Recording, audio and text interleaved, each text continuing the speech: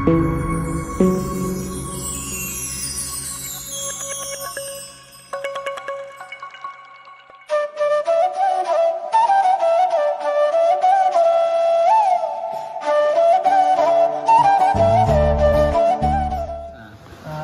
नाव आणि परिचय द्या ना. माझे नाव महेंद्रजी चव्हाण, राहणार आकलाड, तालुका जिल्हा धुळे. आता आपण बघतोय या प्लॉट मध्ये टोटल किती एकर क्षेत्र आहे टोटल? हे 2 एकर आहे असं धरून चाला, थोडं कमी 2 एकर. हा, 2 एकर मध्ये जवळजवळ किती झाड आहे पपईची सगळी? ते 1400-1500 झाड पूर्ण. 1500 झाड 2 एकर मध्ये. 1500.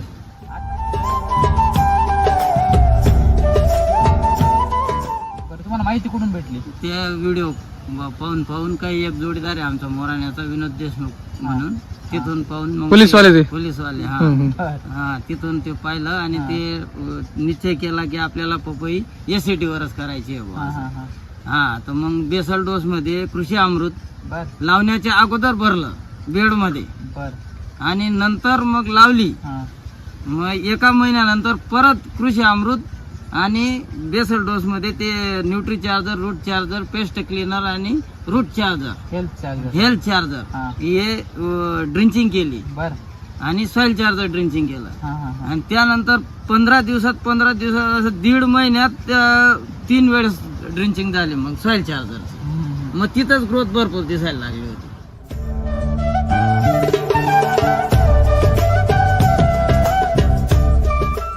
एससीटी वैदिक वरच पपई लावण्याचा निर्णय का बरं घेतला? म्हणजे एससीटी वैदिकच का निवडला? ते आता जी ग्रीनरी आहे ती रासायनिक वरती काही दिसत नव्हती. भरपूर प्रयत्न केले होते की ग्रीनरी ही शेवटपर्यंत टिकून राहायला पाहिजे असं, पण तसं काही दिसत नव्हतं कुठंच नाही. सर्व मायक्रोन्यूट्रन वापरले होते पण ते तात्काळ रिझल्ट देत होते. आणि आता हे 5 महिन्याचं झाड आहे पण आज बी ग्रीनरी काहीच गेलेली नाही आहे, व्यवस्थित आहे आणि सर्व व्यवस्थित आहे, काही अडचण नाही. म्हणजे तुम्ही एक एससीटी वैदिकचा ग्रीनरी म्हणून म्हणजे त्याच्याकडे बघून वापर केला? ग्रीनरी म्हणा, मग ग्रीनरी आली म्हणजेच त्याचा सर्व कार्यक्रम व्यवस्थित होणार आहे ना.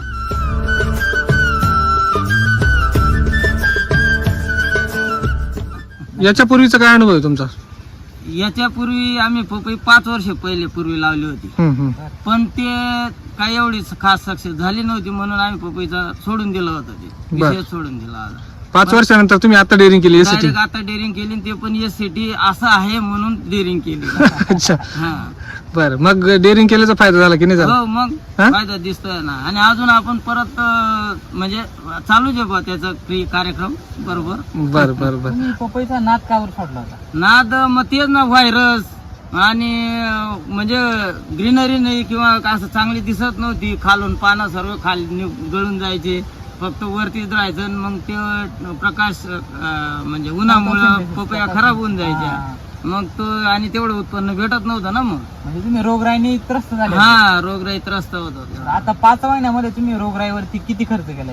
रोगराईवरती स्प्रे हा विषय एकच झालेला आहे. 5 महिन्यात? 5 महिन्यात किती स्प्रे? एकच स्प्रे. सर कोणी विश्वास नाही ठेवणार? कोणी नाही. ते काय त्यांच्या समोर बसलेले आहेत ना. ते मला डिसीज स्पायडर मारला होता फक्त, बस. 5 महिन्यात एक स्प्रे? एकच स्प्रे. राम सर जे शेतकऱ्यांना म्हणतात आपण एससीटी वैदिकच्या मध्ये आता स्प्रे बंद करणार, जे काय करणार ते सगळं जमिनीतूनच करणार. हळूहळू दिसतंय, हळूहळू तसं काय होतंय? दिसतंय. बरोबर.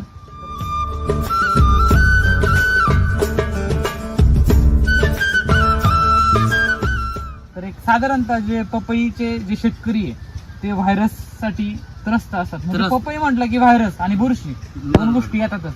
तुमच्या पिकावरती, तुमच्या प्लॉट मध्ये कुठं व्हायरस वगैरे आहे का? व्हायरस आलाच नाही आणि झाड मर रोग झालंच नाही. तुम्ही जेवढे झाडं लावले तेवढे आमच्याकडनं काही चूक झाली असेल, पाय ठेवला गेला असेल, काही एखादा ढोर घुसून आला असेल, त्याने ते मोडून टाकलं, तेवढाच फाळला. बाकी मर विषयच नाही. रोगराई नाहीच, काहीच नाही. अरे बापरे.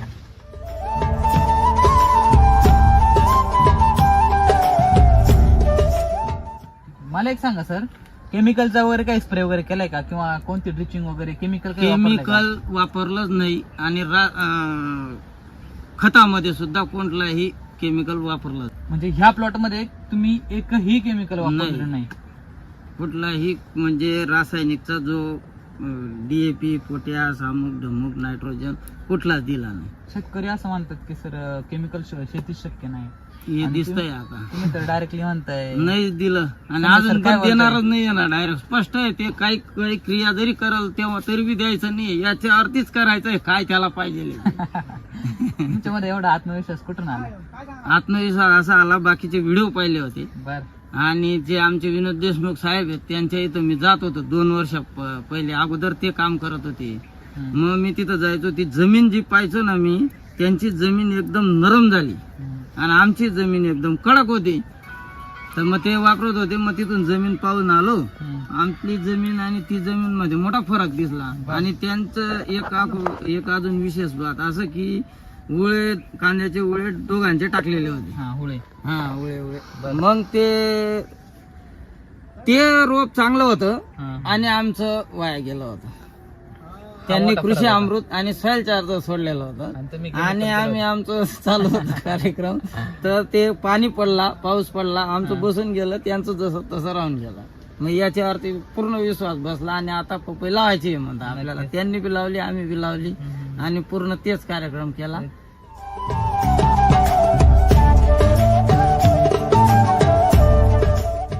आता 5 महिन्यात हा जो म्हणजे खोड आहे, 5 महिन्यात 6 इंचाचा खोड. बरोबर आहे. बघा ना ते खोड 5 महिन्यात 6 इंचाचा खोड, 6 इंचापेक्षा जास्त आहे अजून. हे कुणी म्हणणार पण नाही. हे 5 कोणी महिन्याचं म्हणणार खोड नाही. आता इथं फॉस्फरस तना मजबूत करायला फॉस्फरस लागतो. आता फॉस्फरस म्हणजे भरपूर काहीतरी द्यावं लागतं. पण इथं फक्त आपल्या शेणखतामध्ये कृषी अमृत मध्ये एवढा फॉस्फरस तयार आहे. होऊन वैदिक गेला. शिकावाने सर वैदिक. हा, वैदिक जे आपण शिकावा. बेसन मध्ये RNPH वापरलं, जे राम सर शेतकऱ्यांना सांगतात की तुम्ही RNPH चा वापर वाढवा, ते तुम्हाला इथं दिसतंय.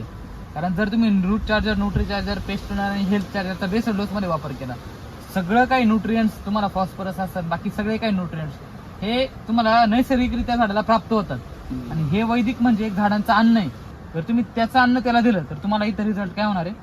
मिळणार. दिसणारच आहे.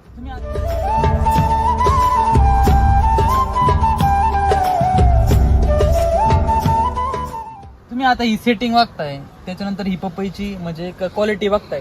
एखादी अशी क्वालिटी तुम्हाला नाही मिळत ना. जे शायनिंग दिसते पपईला आता, हा. शायनिंग, हा. तर ते एकदम म्हणजे हे असं शायनिंग नाही दिसत बा असं. बरोबर. दुसऱ्या हा त्याच्यावरती लस्टर पण आहे. लष्टर. नक्की. तुम्ही याच्या आधी पपई घ्यायची त्याच्यावरती एवढी सेटिंग, त्याच्यानंतर अशी क्वालिटी वगैरे बघायला नाही ना तसं नव्हतं ना. ते मग त्याचा नान कापड सोडला होता. आजूबाजूच्या आत्ताची परिस्थिती काय आहे? आत्ताची परिस्थिती असं आहे, आता इथून आपलं म्हणजे 2 फुटापासून जे फळ लागायचं सुरुवात होत आहे ते त्यांचं 6 फुटापासून फळ लागायला सुरुवात होणार आहे. नायट्रोजन लेवल होणार आहे. आत्ताशी कॅप्सूल निघाल्या. आपली सेटिंग मध्ये ऊन 1 किलो 700 ग्रॅम 500 ग्रॅम तयार झालेला आहे आपला. 2 फूट. हा 2 फूट. आपलं 2 फुटापासून लागेल. हे काय 2 फुटापासून आहे त्यांचं? ना. ते काय 4 फुटापासून 5 फुटापासून सुरुवात आहे. तिथं आता कॅप्सूल सेटिंग आहे. अरे बापरे, म्हणजे एवढी आपल्याकडे खतरनाक ग्रोथ आहे. हा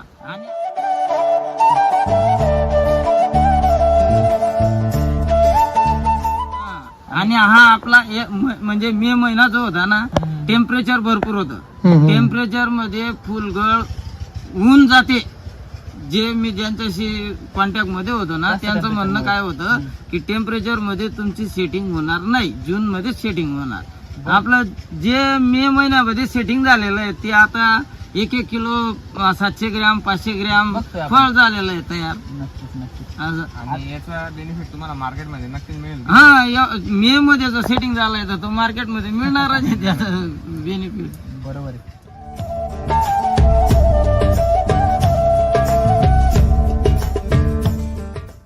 एकंदरीत आता जर बघितलं, थोडं जर बारीक ऑब्झर्वेशन केलं तर ही पपई इथं आहे, मुळे इथं आहे. त्याचं काय नक्की रहस्य काय? तुम्ही काय ह्युमिक वगैरे सोडले? ह्युमिक नाही ना, सॉइल चार्जर सोडलेलं आहे असं. तुम्ही जर बघितलं बारीक तर तुम्हाला ओपनली मुळे आहे. आता इथं तर त्याचे मुळे आल्या डायरेक्ट. बापरे, मुळ्यापेक्षा बारीक नाही एकदम जाड म्हणजे प्रॉपर पांढऱ्या मुळे डायरेक्टली तयार झालेले तयार. आणि याला 10 दिवस झालेले आहेत. किती? 10 दिवस टाकून 10 दिवस झालेले आहेत याला. फक्त डायरेक्टली मायक्रोरायझर तयार झाला. डायरेक्ट मायक्रोरायझर तिथं. आणि त्यानंतर म्हणजे इथं आता हे पाय इथं हे पाणी पडतं ना, जिथं झाडाची सावली पडते तिथपर्यंत मुळे आहेत. हा मुळ्या तर पूर्णच झाल्या. आता जिथं झाड आहे तिथं मुळ्याच येत आता पूर्ण.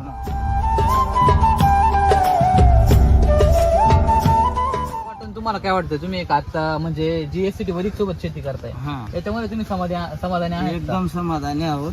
आणि आमचे जे पपई आता बंद पडली होती समजा, आता इथं 2 एकर लावले, पण 10 एकर लावण्याची कॅपॅसिटी झालेली आहे आता. मनामध्ये एवढा विश्वास झालेला आहे, एवढा आत्मविश्वास आहे. हा. कारण त्याच्यात जास्त आणि फार काही टेन्शन घ्यायचं काम नाहीये. जास्त फवारणीच पाहिजे, निंदणीच पाहिजे, खेळणीच पाहिजे. म्हणजे काम 50 म्हणजे कमी झालं, डायरेक्ट काम कमी झालं. फक्त ड्रिचिंग करणे, बस ड्रिंचिंग करणे ते सोपं आहे. आणि माल तोडणे. माल तोडायला बी आपलं अजून नाही, पण आपण काही काम नाही. काम शिल्लक आहे ना. झाडाची सेटिंग साठी औषध कुठलं मारायचं नाही, ना फ्लावरिंग साठी कुठलं मारायचं, रोगराईसाठी कुठलं मारायचं, ना निंदणी करायची नाही, ना फ्लड. निंदणी तर अजिबात म्हणजे ते मनातच असं ठेवलं होतं की जागेचं काही उल्लंघन म्हणजे काही व्हायलाच नको, जागाची हालचालच करायची नाही. पूर्ण कापून त्या माणसांजवळ जाऊन सांगायचं, हे जर उपटत असेल ना तर उपटून नाही द्यायचं, त्याला विळा चांगला पाजून घ्या, ते जागेच कापूनच पाहिजे. बरोबर. ते मग ते सांगायचे, इथून तर तुझे डिशा जास्त फुटतील, याला हे झुम म्हणजे जड्या होऊन जातील बा असं. आता जड्या जुड्या काही नाही, सर्व पाक झाला. हा.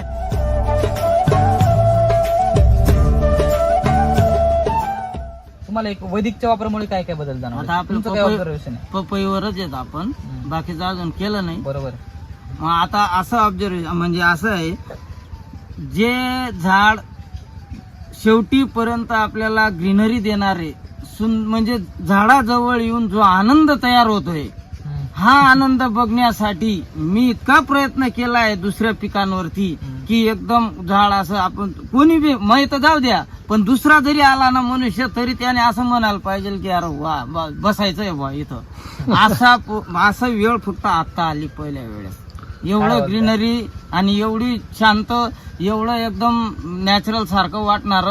आणि जो बी मनुष्य आला त्याला तो सुद्धा 5 मिनिटं, आम्ही असो नसो, 5 मिनिटं एक वेळेस तो पपईकडे पाहत बसतो, थोडं मध्ये येतो, बसतो आणि मग निघून जातो. भले तो नंतर मला फोन करेल, भाऊ तुझी पपई एकच नंबर.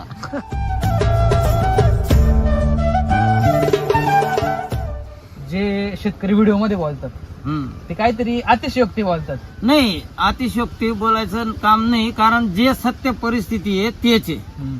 अतिशयोक्ती बोलायचं काही कामच नाही, जे सत्य आहे तेच आहे.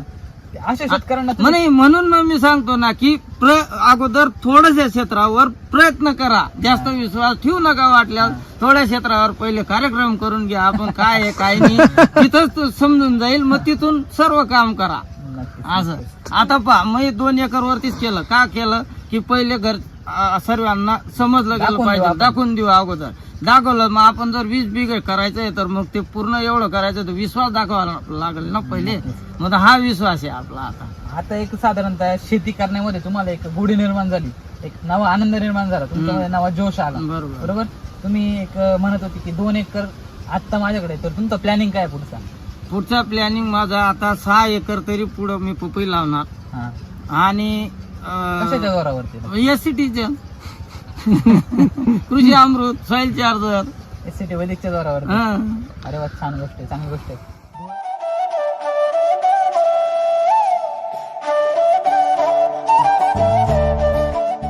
वैदिकच्या मदतीने फळबागा पिकवून जास्तीत जास्त उत्पादन घेऊ शकतो. त्या प्रत्येक शेतकऱ्याला तुम्ही एक काय सांगू इच्छिता? मी आता असं सांगतो प्रत्येक शेतकऱ्यांना की अगोदर आपलं शेत कसं आहे की कर्ब कमी झालेला आहे शेतामधला. मग तो हे समजा 4 गोण्या वापरायच्या आहे आणि तिथं जर 2 गोण्या वापरल्या तर तो तेवढा रिझल्ट तुम्हाला जो मनसोक्त पाहिजे तो रिझल्ट मिळणार नाही. 100% वापरा, तो 100% वापरा. बरोबर. आणि 100% वापरल्यानंतर मग तो 100% वापरलं म्हणजेच रिझल्ट येणार आहे. आणि पहिला प्रश्न, जमिनीची छेडछाड करायचीच नाही. आणि जर जमिनीची छेडछाड केली तर ते जे कृषी अमृत टाकलेलं आहे त्याच्यासाठी आपण ज्या मुळ्या वाढवलेल्या आहेत आणि त्यालाच कापून टाकलं, ते कृषी अमृत काहीच करणार नाही. बरोबर आहे. मुळ्यांची छेडछाड व्हायलाच नको पाहिजे.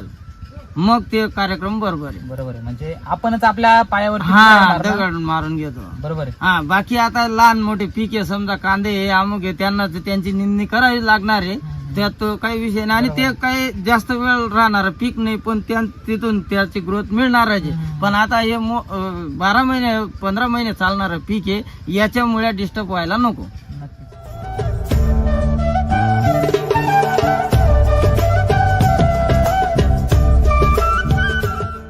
आपल्याला इथं मार्गदर्शन कोण करतं?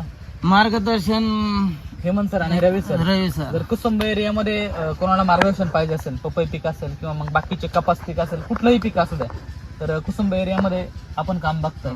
तर आपलं नाव सांगा, आपल्या फर्मचं नाव सांगा, आणि जर कोणाला मार्गदर्शन लागत असेल तर आपला मोबाईल नंबर सांगा. नमस्कार, माझं नाव हेमंत पाटील. आपलं दुकान कुसुंबाला आहे. दुकानाचं नाव स्वराज्य ॲग्रो. माझा मोबाईल नंबर 87 87 ओके. हेमंत सरांनी ते कुसुंबा भागामधलं काम म्हणजे बघतात, तिथे लोकांना मार्गदर्शन वगैरे करतात. आणि समजा तुम्ही धुळे भागामध्ये काम बघतात, तर तुमचं नाव आणि मोबाईल नंबर सांगा. रवींद्र चौधरी, हं? मोबाईल नंबर 7498 हं? 67 म्हणजे तुम्ही धुळे भागामध्ये काम बघता. चालेल. आणि ओके. बरेच शेतकरी विचारता तुम्ही विजिटचे चार्जेस घेता का, हा हा हा तुमचे काही चार्जेस असतात का? तर आपली विजिट फ्री ऑफ कॉस्ट असते. बर. जे आपले जे युजर असतात त्यांना आपण फ्री ऑफ कॉस्ट विजिट देत असतो. ओके. म्हणजे आपण म्हणजे तुम्हाला शेतकऱ्यांचे प्रश्न येतात की तुम्ही विजिटचे चार्जेस वगैरे घेतात का, तर आपण कुठलेही चार्जेस घेत नाही. वगैरे कुठलं नसतात. आणि सगळ्यात महत्वाचं आपलं स्टार्टिंग पासून तर एंड पर्यंत मार्गदर्शन हे फ्री ऑफ कॉस्टच असतं. इव्हन ते ज्यावेळेस पाहिजे त्यावेळेस त्यांना व्हिजिट मिळून जाते. धन्यवाद सर. खूप छान वाटलं आपल्याला भेटून.